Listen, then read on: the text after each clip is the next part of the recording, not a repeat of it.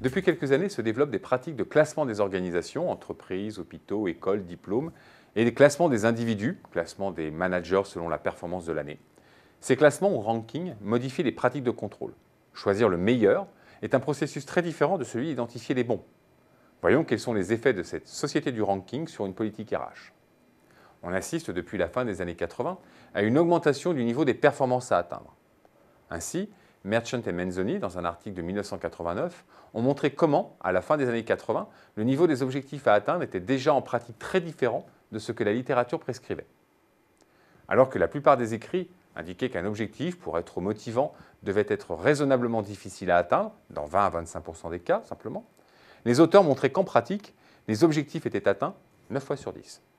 Le management consistait alors à laisser l'espoir fort d'atteindre les objectifs afin de valoriser les individus.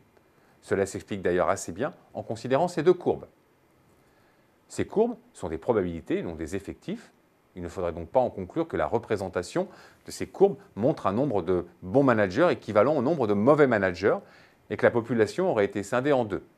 En fait, les effectifs peuvent être très différents en valeur absolue.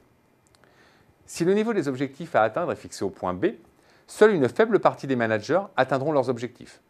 La plus grande partie d'entre eux seront en situation d'échec, y compris de bons managers. Or, dans cette dernière population, rien ne distingue les bons des mauvais.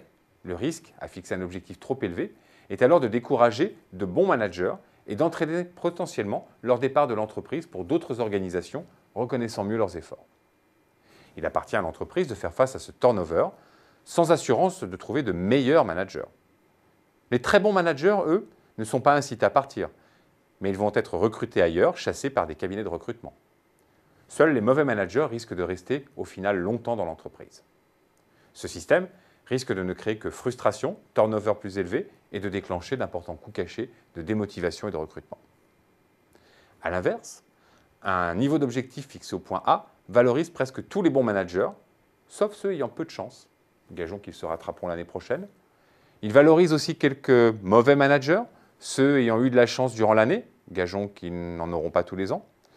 En revanche, si l'objectif est trop faible, il laisse passer trop de mauvais managers et démotive les bons qui ne voient alors aucun intérêt à produire des efforts si même les mauvais sont récompensés. Malgré les preuves empiriques montrant que les entreprises ne fixaient pas des objectifs trop élevés, en contradiction avec les recommandations des manuels, des revues professionnelles, il semble pourtant que les discours aient fini par avoir un effet performatif sur les pratiques. Les objectifs sont ainsi réellement devenus de plus en plus difficiles à atteindre.